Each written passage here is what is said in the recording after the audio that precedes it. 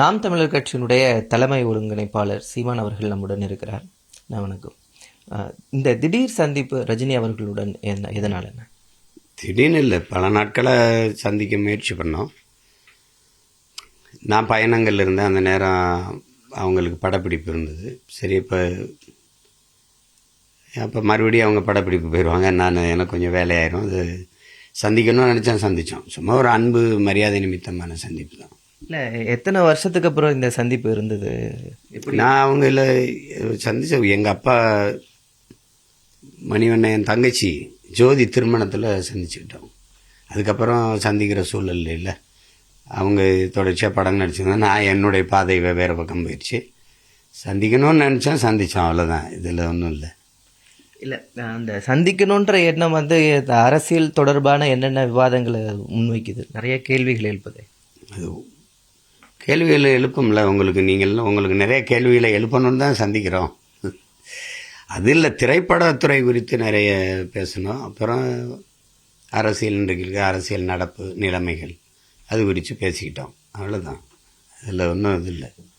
முக்கிய செய்தி இருந்தால் நாங்களே கூப்பிட்டு உங்களுக்கு சொல்லுவோம்ல. இல்லை, நீங்கள் அவங்க ரஜினி அவர்கள் கட்சி தொடங்கும் போது அவர் கடுமையாக எதிர்த்தவங்க நீங்கள். இப்போ அவரை போய் சந்திச்சிருக்கீங்க அப்படின் போது ஒரு பெரிய எதிர்பார்ப்பை ஏற்படுத்தியிருக்கலையா? எதிர்பார்ப்பை ஏற்படுத்தியிருக்குன்னா அது மகிழ்ச்சி தான், அதில் ஒன்றும் இது இல்லை. நாங்கள் ஒன்றும் இன்றைக்கி இருக்கிற நிலைமை என்ன, எதிர்காலத்தில் இந்த அரசியல் போக்கு எப்படி போகும் அது குறித்து தான் பேசிக்கிட்டோம். எந்த மாதிரி போகும், ஒரு கணிப்பு, அவங்களுக்கு ஒரு பார்வை, எனக்கு ஒரு பார்வை, அது எந்த மாதிரி போகும் அப்படின்னு பேசிக்கிட்டோம். இன்றைக்கி இருக்கிற நிலைமை, இந்த சூழல்கள் எப்படி இருக்குது, இது எப்படி அப்படின்னு பேசணும். பொதுவாக தான் பேசிக்கிட்டோம் ரெண்டு பேரும். இப்போது விஜய் அவர்களுடைய கட்சி அறிவிச்சிருக்கிறாரு, அவருடைய கட்சி வருகை அதை பற்றியெல்லாம் பேசப்பட்டதா? இல்லை, அது குறித்து ஒன்றும் பெரிய இது இல்லை. அது அப்படி பேசப்படுகிற அளவுக்கு ஒன்றும் இது இல்லை, அது குறித்து பேசலை. ஏன்னா இப்போ தம்பி விஜய் அவர்கள் வந்திருக்காங்க, அதுக்கப்புறம் இன்னும் என்னென்ன நகர்வுகள்னு பார்த்தானே ஒரு பேச முடியும். சும்மா நம்ம எல்லாமே அனுமானத்தில் யூகத்திலேயே பேசிட்டு கூடாது. இப்படி நடக்கும் அப்படி நடக்கும்னு ஒரு சோசியக்காரன் மேலே சொல்லிகிட்டு இருக்க முடியாதுல்ல. இப்போ நான் என்ன செய்ய போகிறேன்னு அவருக்கு தெரியும், நான் தனித்து போட்டிட்டு தெரியும். தெரிஞ்சு அப்போ நம்ம பேசும்போது தனித்து நின்று 8 விழுக்காடு தொட்டு ஒரு அங்கீகாரத்தை பெறுறதுங்கிறது பெரிய விஷயம்னு அவருக்கு தெரியுது. அதனால் சொல்கிறார், அது பெரிய விஷயம், கடுமையான உழைப்புன்னு சொல்லும்போது தொடர்ந்து போங்க அப்படின்னு சொல்லும்போது அது மகிழ்ச்சியாக இருக்குது, அவ்வளோதான். இப்போ அது குறித்து பேச வேண்டிய அவசியம் ஏற்படல, அதனால் நாங்கள் அது ஒரு பெருசாக பேசிக்கல. இப்போது உங்களுடைய பேச்சுகள்லாம் வலைதளங்களில் நிறைய இருக்குது, டிவிகளில் நிறைய வருது, அதை பார்க்குறாரா? என்னன்னு சொன்னாங்க? இடையில அதை பார்க்குறாங்க, அதெல்லாம் பார்க்குறாங்க. அந்த ஒவ்வொரு நேரம் எல்லாத்தையும் பார்க்குறாங்க. என் பேச்சு மட்டும் இல்லை, நிறைய எல்லாருடைய பேச்சையும் பார்க்குறாங்க. அவருக்கு ஆர்வம் இருக்குல்ல, அதனால் பார்க்குறாங்க. பார்த்துட்டு சொல்கிறாங்க, சில பேச்சுகளை குறிப்பிட்டு சொல்கிறாங்க, இதெல்லாம் சிறப்பாக இருக்குன்னு. அதனால் பார்க்குறாரு, கட்டாயம் பார்க்குறாரு. தொலைக்காட்சியில் வரும்போது பார்க்குறாங்க, வலைவெளியில் வர்றதெல்லாம் பார்க்குறாங்க. இப்போ 2026 தேர்தலுக்கு களம் இப்போ ரெடி ஆகிட்டு இருக்கு. அப்போ அது தொடர்பாக என்ன பேசப்பட்டது? அது தொடர்பாக ஒன்றும் இல்லை. இப்போ திரைப்படத்துறை குறித்து பேசும்போது அடுத்து என்ன படம் அப்படிங்கிறது பேசணும் அவருக்கு. இப்போ என்னை நீங்கள் ஏன் இப்போ விட்டுட்டீங்க மொத்தமாகவே இது திரைத்துறையே அப்படின்னு அது சொன்னேன். நேரம் இல்லை தான், அதுதான் எங்கள் பிரச்சனை. எனக்கு ஆர்வம் இருக்குது, இப்போ அதுக்கான சூழலும் இல்லை. இப்போ ஓராண்டு தான் இருக்குது, 26க்கு அதை நோக்கி ஓடுறேன் அப்படின்னு. சரிதான், அது அதுக்கப்புறமா அது கொஞ்சம் யோசிங்க, அதை கொஞ்சம் இதையும் விட்டுறாதீங்க அப்படின்னாங்க. சரி, அது இப்போ அரசியலில் 26ல் என்னோடய நிலைப்பாடு தான் அவருக்கு தெரிஞ்சதானே, உங்களுக்கு தெரிஞ்சதை நான் தனித்து போட்டியிடுறேன் அப்படின்னு. அது குறித்து சொன்னேன், தனித்து ஏன் போட்டியிடணும் அப்படிங்கிறத விலைக்கு சொன்னேன். அவருக்கு தெரியுது, அது எங்கள் முன்னோர்கள்லாம் செஞ்ச தவறு என்னன்னு தெரியுதில்ல, அது அவர் அறியாததில்லை, அவருக்கு தெரியுது. அதனால் இவ்வளோ தான் நாங்கள் பேசிக்கிட்டோம். 26ல் யார் யார் எங்கே போவாங்கிறது ஒரு யூகம் இருக்குது. அதில் அதை பற்றி நம்ம பேச முடியாது. நான் தனித்து நிற்கிறத சொன்னேன். அது அவர் அது சரிதான் முடிவு சரிதான்னு சொன்னார், அவ்வளோதான்.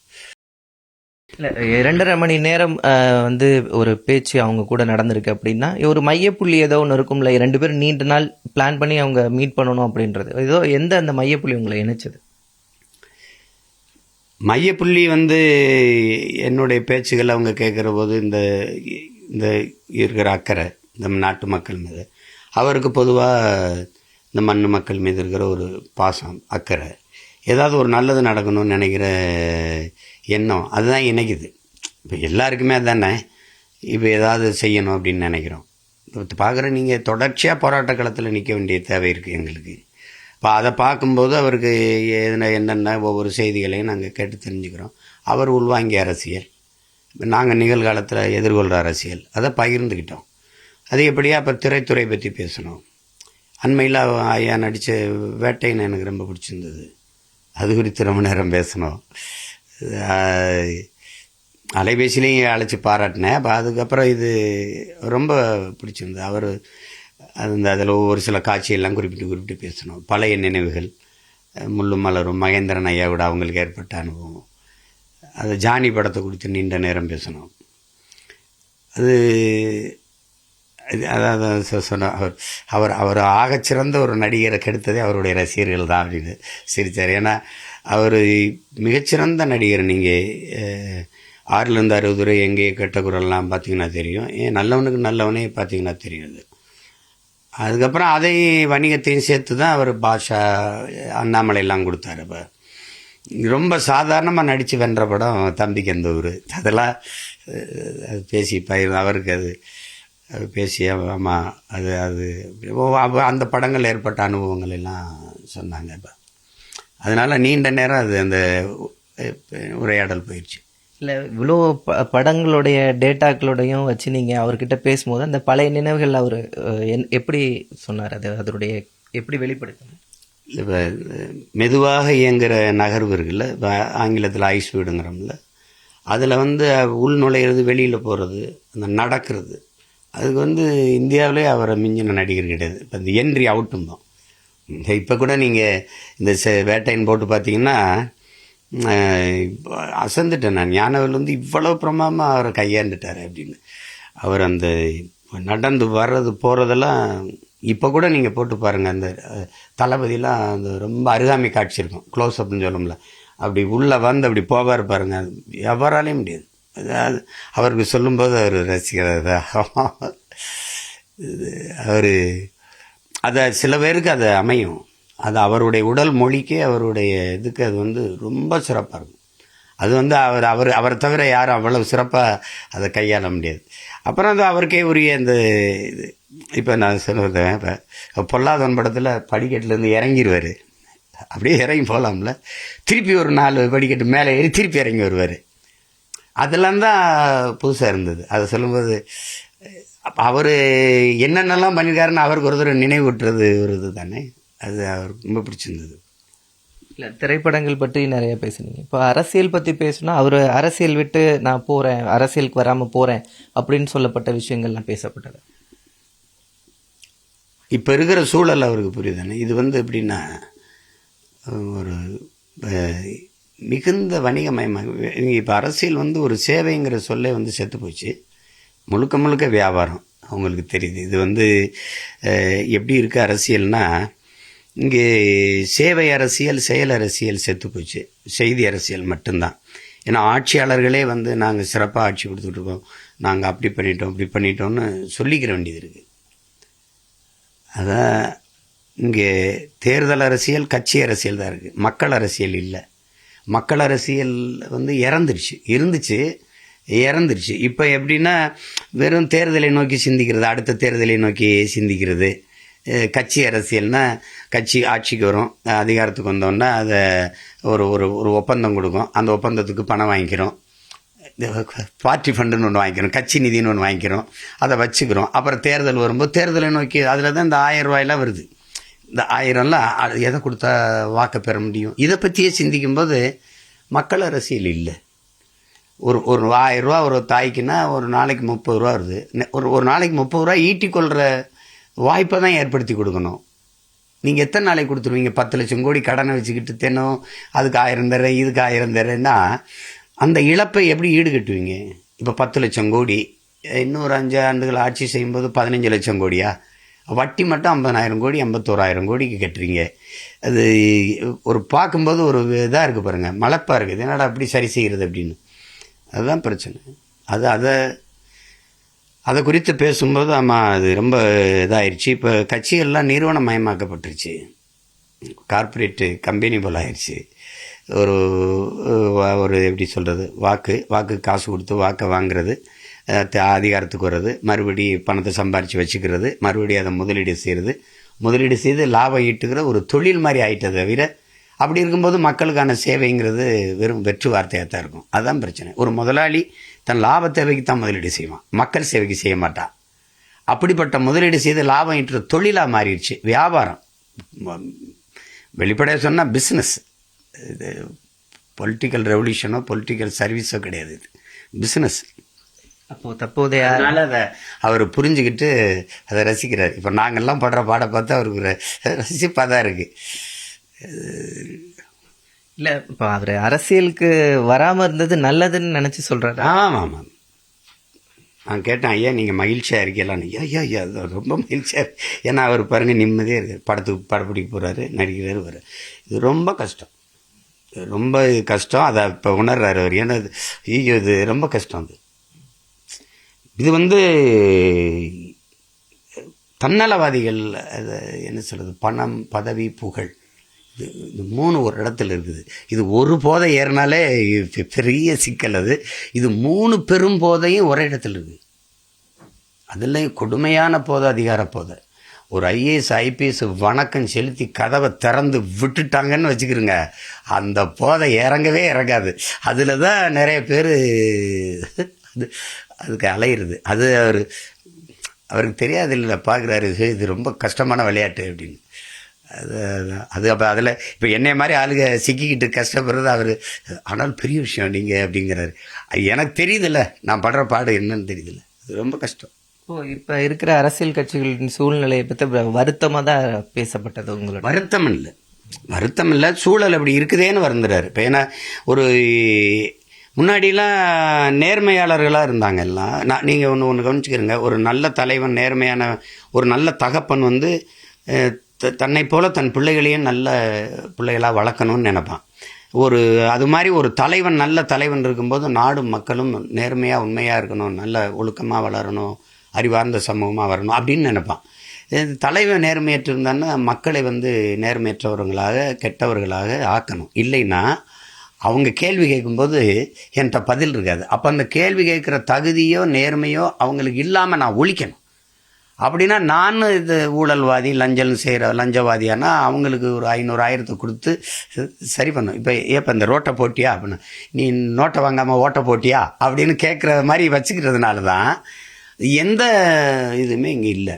அதனால இப்போ நான் உங்களுக்கு ஒன்று சொல்கிறேன் பாருங்கள், ஒரு அதிகாரி தப்பு பண்ணால் அவரை நீக்கலாம், பணியிட மாற்றலாம், இல்லை வெளியில் போங்கன்னு சொல்லலாம், வேறு நேர்மையான அதிகாரியை நியமிக்கலாம். ஒரு அமைச்சர் தப்புன்னா பதவி விட்டு தூக்கலாம், செய்யலாம், சரி பண்ணிக்கலாம். அது மாதிரி மக்கள் பெருங்கடல் நஞ்சாயிருச்சு, விஷமாயிருச்சுன்னா ஒன்றும் பண்ண முடியாது. அது ஒரு குளத்தில் தண்ணி கட்டுருச்சு அப்படின்னா விஷமாயிருச்சுன்னா இறச்சி ஊற்று. ஒரு கிணத்துல தண்ணி இருந்தால் இறச்சி ஊற்றிட்டு வேறு தண்ணி வர வரைக்கும் காத்திருக்கலாம். பெருங்கடல் விஷமாயிருச்சுன்னா என்ன பண்ணுவீங்க, நஞ்சாயிருச்சுன்னா என்ன பண்ணுவீங்க? அது மாதிரி மக்கள் பெருங்கடல் இங்கே நஞ்சாகி போச்சு. காரணம் நஞ்சா ஆக்கிட்டாங்க. ஆக்கிய தலைவர்கள். இப்போ ஊழல்னு சொல்லுங்கள், எங்கே நடக்கலை. லஞ்சம்னு சொல்லுங்கள், யார் வாங்கலை. அப்படி வந்துருச்சு. அப்போ அந்த சகிப்புத்தன்மை உருவாயிருச்சு மக்களுக்குள்ளே. இப்போ உதாரணமாக உங்களுக்கு ஓசூரில் நேற்று ஒரு நீதிமன்ற வாசலில் ஒருத்தர் தான் வெட்டுறாரு, ஒரு வழக்கறிஞரை வெட்டுறாரு. ஆனால் 100கணக்கான பேர் கூடி நின்று வேடிக்கை பார்க்குறாங்க. ஏன் ஓடி போய் தடுக்கணுங்கிற எண்ணம் வேறல. 10 பேர் சேர்ந்து ஒரு கல்லை விட்டு எரிஞ்சிருந்தால் கூட அவர் பயந்து ஓடி இருப்பார். ஏன் செய்யலை? அப்போ அந்த அருவாள் எடுத்து வெட்டினவர் மட்டும் குற்றவாளி இல்லை, கொலையாளி இல்லை. சுற்றி நின்று வேடிக்கை பார்த்த எல்லாருமே கொலையாளி தான், அந்த கொலை குற்றத்துக்கு உடந்தை தான். அப்படி தானே வருது. அது மாதிரி மக்கள் அதை சகித்து இந்த குற்றங்களை பொறுத்து வாழ பழகிக்கிட்டாங்க. அதனால் மக்கள் பெருங்கடல் கட்டுருச்சு. அதை சரி பண்ணணும்னா கட்சி ஆட்சிகளால் முடியாது, புரட்சியால் தான் முடியும். அவர் ஏற்கனவே சிஸ்டம் சரியில்லைன்னு சொல்லியிருந்தாரு. அதை தான் அவர்கிட்ட சொன்னேன். ஐயா நீங்கள் ஆங்கிலத்தில் சிஸ்டம் ராங்குனீங்க, நான் அமைப்பு தப்புங்கிறேன். அதை அப்படியே வச்சுக்கிட்டு வேலை செய்ய முடியாது. இப்போ இந்த கட்டடத்துக்கு வெள்ளை அடிக்கிறது வந்து சீர்திருத்தம், கட்டடத்தை இடிச்சிட்டு வேற கட்டடம் கட்டுறதுங்கிறது புரட்சி. உங்களுக்கு புரியுதுன்னு நினைக்கிறேன். அதனால இந்த கட்டடத்தை தகர்த்துட்டு வேற புதிய ஒரு கட்டடம் கட்டணும். இல்லை இந்த அமைப்புக்குள்ளே வந்து சரி செய்ய முடியாது. அதை அவர் ஏற்றுக்கிறாங்களா? ஆமாம்மா, அவர் புரிஞ்சுதானே அதை ராங்குங்கிறாரு. அது புரிஞ்சுதான் சிஸ்டம் தப்பாக இருக்குங்கிறார். ஏன்னா இது முதல்ல கீழே இருந்து மேலே வரைக்கும் தப்பாக இருக்குது. அதெல்லாம் பேசணும். இப்போ நீங்கள் ஒருத்தர் வந்து 2 தொகுதியில் போட்டிடுறதெல்லாம் வந்து தண்ட செலவு. ஒரு தொகுதியை வச்சுக்கிட்டு ஒரு தொகுதியை நீங்கள் விலகுறீங்க. அப்போ ஒரு தேர்தல் திணிக்கப்படுது, அதுக்கு பெருந்தொகை செலவாகுது. அது மக்கள் மேலே ஒரு தேர்தல் திணிக்கப்பட்டு மக்கள் காசு செலவழிக்கப்படுது.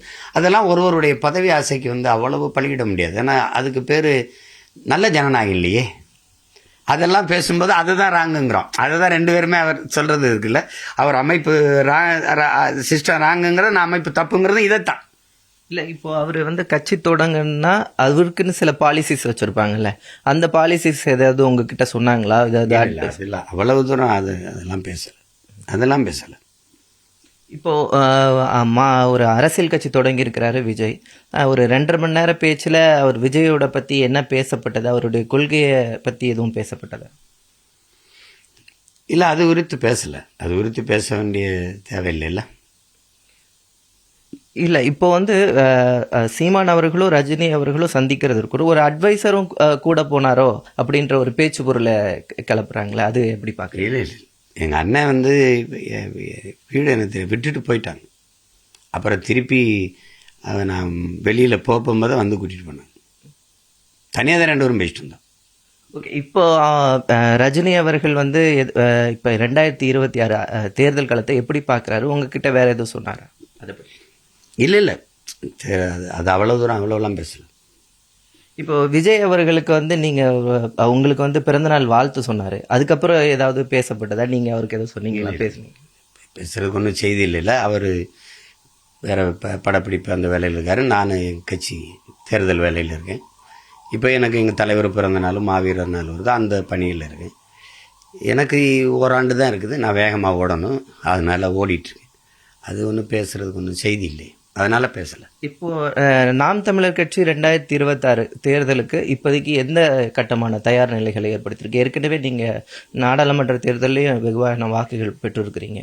அது எதை நோக்கி இந்த பயணம் இப்போ 2026 அமைப்பு? வெல்லணும், ஒரே இலக்கு வெற்றி தான். இப்போ எங்களுக்கு ஒரு கனவு இருக்குது, அந்த கனவை நிறைவேற்றணும்னா நான் வெற்றி அடையணும். உங்களுக்கு துணை சக்தி இணை சக்தியாக இருந்து எங்கள் கனவை நிறைவேற்ற முடியாது. இப்போ அது கடினம், புரியுதா? நாங்கள் வந்து கல்வி எப்படி கொடுக்கணும், மருத்துவத்துக்கு தரம் உயர்த்தணும், இப்படி குடிநீர் எப்படி விநியோகம், நீர் எப்படி தேக்கணும், வேளாண்மையை மீட்டுருவாக்கம் செய்யணும். இப்போ இது ஒவ்வொருக்கும் ஒரு திட்டம் இருக்குல்ல, ஒரு பார்வை இருக்குல்ல, அதை செயல்படுத்தணும்னா நம்ம வெல்லணும். அதுக்கு படையை பல மடங்கு பெருக்கணும். இதுதான் படையை பெருக்கு, தடையை நொறுக்கு, இனத்தின் விடுதலையே இறுதி இலக்குன்னு ஓடுறோம். வேலையை சிறிதாக்கு, வெற்றியை எளிதாக்குன்ட்டு சில கோட்பாடுகளை வச்சு வேலை செய்கிறோம்.